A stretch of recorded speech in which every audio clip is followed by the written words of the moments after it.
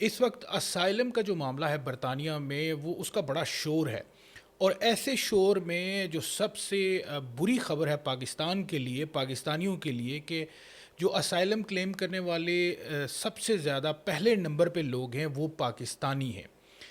11,000 پاکستانی جو ہیں وہ انہوں نے برطانیہ میں اسائلم کلیم کیا، اور یہ وہ لوگ ہیں جو برطانیہ کے لیے پاکستان سے ویزا لے کے آئے ہیں۔ ویزا کون سا لے کے آئے ہیں؟ وزٹر ویزا،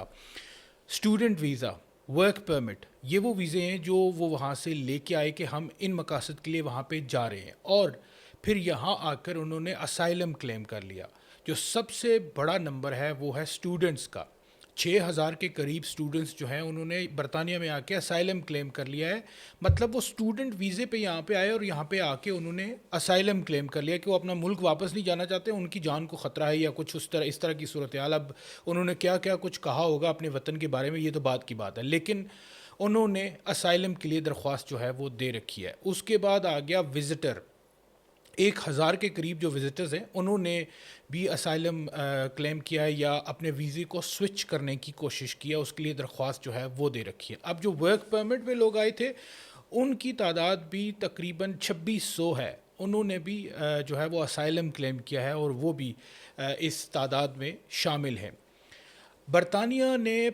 2024 میں پاکستانیوں کو 1,62,000 مختلف کیٹیگریز میں ویزے ایشو کیے۔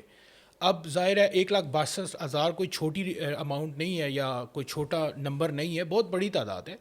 اور ان میں سے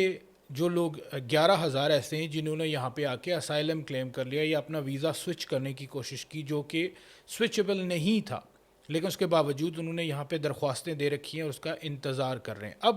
یہ جو ہوم آفس کی یہ جو اعداد و شمار ہیں، یہ کنسرویٹو پارٹی یعنی کہ ٹوری پارٹی بھی اس کو کہا جاتا ہے، انہوں نے ہوم آفس سے یہ حاصل کیے، اس کے بعد ان کو پبلک کیا گیا ہے۔ اور جب یہ پبلک ہوا ہے تو ظاہر ہے یہاں پہ برطانیہ میں میڈیا میں بھی یہ آیا ہے، اٹینشن تو سب کی اب اس طرف گئی ہے، کیونکہ اس وقت اسائلم کا مسئلہ ہی بہت بڑا ہے، امیگریشن جو ہے برطانیہ میں اس کا سب سے بڑا مسئلہ ہے۔ تو جیسے یہ اعداد و شمار سامنے آئے تو پھر اس کے بعد تو شور ہی مچ گیا ہے، اور جو جماعتیں ہیں، جو بالخصوص جو نسل پرست جماعتیں ہیں، مختلف تنظیمیں ہیں، جو اپوزیشن جماعتیں ہیں، انہوں نے تو کہا ہے کہ یہ کس طرح ممکن ہوا ہے کہ اتنے عرصے سے یہ لوگ ویزا لے کے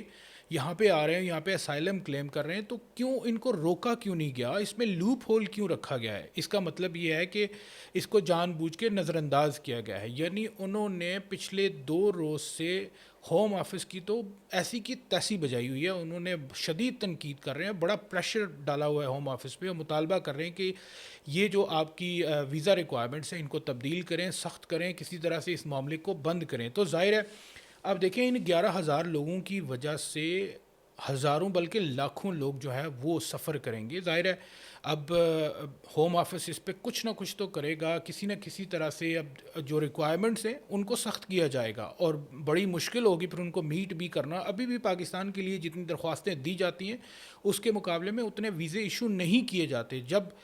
اور سختیاں ہوں گی تو ظاہری بات ہے جو لوگ جینوئنلی یہاں پہ آنا چاہتے ہیں، یا کوئی ان کا اصل مقصد ہے یہاں پہ آ کے وہ وزٹ کرنا، یا کوئی یہاں پہ اسٹڈی کرنا،